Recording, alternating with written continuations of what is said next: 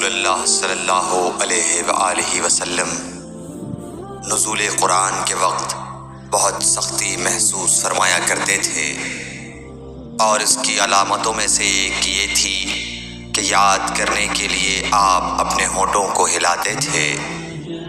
ابن عباس رضی اللہ تعالیٰ عنہ نے کہا، میں اپنے ہونٹوں کو ہلاتا ہوں جس طرح آپ ہلاتے تھے۔ سعید کہتے ہیں، میں بھی اپنے ہونٹ ہلاتا ہوں جس طرح ابن عباس رضی اللہ تعالیٰ عنہ کو میں نے ہلاتے دیکھا۔ پھر انہوں نے اپنے ہونٹ ہلائے۔ ابن عباس رضی اللہ تعالیٰ عنہ نے کہا، پھر یہ آیت اتری کہ اے محمد، قرآن کو جلد جلد یاد کرنے کے لیے اپنی زبان نہ ہلاؤ، اس کا جمع کر دینا اور پڑھا دینا ہمارا ذمہ ہے۔ حضرت ابن عباس رضی اللہ تعالیٰ عنہ کہتے ہیں، یعنی قرآن آپ صلی اللہ علیہ وآلہ وسلم کے دل میں جمع دینا اور پڑھا دینا ہمارے ذمہ ہے۔ پھر جب ہم پڑھ چکے تو اس پڑھے ہوئے کی اتباع کرو۔ ابن عباس رضی اللہ تعالیٰ عنہ فرماتے ہیں، اس کا مطلب یہ ہے آپ اس کو خاموشی کے ساتھ سنتے رہو، اس کے بعد مطلب سمجھا دینا ہمارے ذمہ ہے۔ پھر یقیناً یہ ہماری ذمہ داری ہے کہ آپ اس کو پڑھو، یعنی اس کو محفوظ کر سکو۔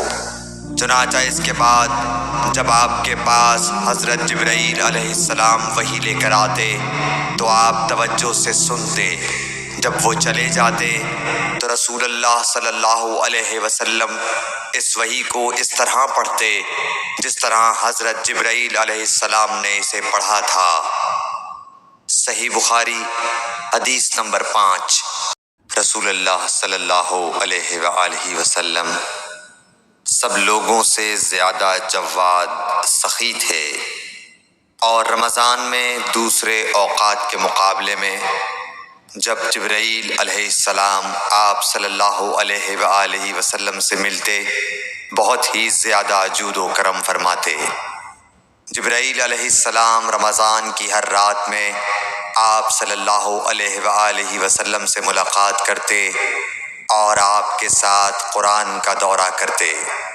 غرض حضرت صلی اللہ علیہ وآلہ وسلم لوگوں کو بھلائی پہنچانے میں بارش لانے والی ہوا سے بھی زیادہ جود و کرم فرمایا کرتے تھے۔ صحیح بخاری حدیث نمبر 6۔